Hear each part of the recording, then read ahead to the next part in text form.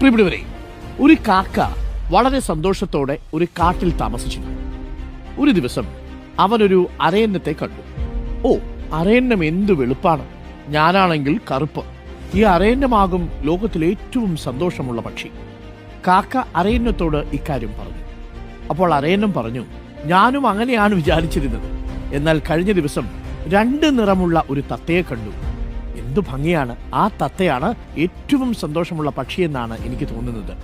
ഇതോടെ കാക്ക തത്തയുടെ അടുക്കലേക്ക് ചെന്നു. തത്ത പറഞ്ഞു, ഒരു മയിലിനെ കാണുന്നതുവരെ ഞാൻ സന്തോഷമായി ജീവിച്ചിരുന്നു. പക്ഷെ എനിക്ക് 2 നിറങ്ങളേ ഉള്ളൂ. മയിലിന് പല നിറങ്ങളുണ്ട്. കാക്ക ഉടനെ മയിലിനെ കാണാൻ മൃഗശാലയിലേക്ക് പോയി. അവിടെ മയിലിനെ കാണാൻ ഒട്ടേറെ പേർ എത്തിയിരുന്നു. ആളുകളെല്ലാം പോയ തക്കത്തിന് കാക്ക മയിലിന്റെ അടുത്തേക്ക് ചെന്നു. എന്നിട്ട് പറഞ്ഞു, മയിലേ മയിലേ, നീ നല്ല ഭംഗിയുള്ള പക്ഷിയാണ്. ദിവസവും 1000കണക്കിന് പേരാണ് നിന്നെ കാണാൻ എത്തുന്നത്. എന്നെ കാണുമ്പോഴേ ആളുകൾ ഓടിക്കും. എന്റെ അഭിപ്രായത്തിൽ നീയാണ് ലോകത്തിലെ ഏറ്റവും സന്തോഷമുള്ള പക്ഷി. മയിലതിന് ഇങ്ങനെ മറുപടി പറഞ്ഞു, ഞാനും ഇങ്ങനെയാണ് കരുതിയിരുന്നത്. എന്നാൽ എന്റെ ഭംഗി കാരണം ഞാൻ ഈ മൃഗശാലയിൽ കുടുങ്ങി. ഞാൻ ഈ മൃഗശാല മൊത്തം പരിശോധിച്ചതിൽ കൂട്ടിലടയ്ക്കാത്ത ഏക പക്ഷി കാക്കയാണ്. അതിനാൽ ലോകം മുഴുവൻ ചുറ്റിക്കറങ്ങാൻ സാധിക്കുന്ന നീയാണ് ലോകത്തിലെ ഏറ്റവും സന്തോഷമുള്ള പക്ഷി.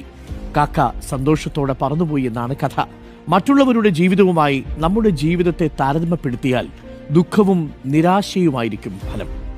പ്രിയപ്പെട്ട പ്രേക്ഷകരെ, എപ്പോഴും അത് നമ്മുടെ മനസ്സിലുണ്ടാവണം. നമ്മുടെ ജീവിതം നമ്മൾ തന്നെ ജീവിച്ചു തീർക്കും. നമുക്കുള്ള സന്തോഷവും നമുക്കുള്ള ദുഃഖവും ഇതൊന്നും കിട്ടാത്ത മനുഷ്യർ കാത്തിരിക്കുന്ന സ്വപ്നങ്ങളാണെന്നറിയുക. അവർക്ക് നമ്മളുടെ സങ്കടം കിട്ടിയാൽ പോലും നമ്മുടെ ജീവിതം കിട്ടണമെന്ന് ആഗ്രഹിക്കുന്നവരുണ്ട്.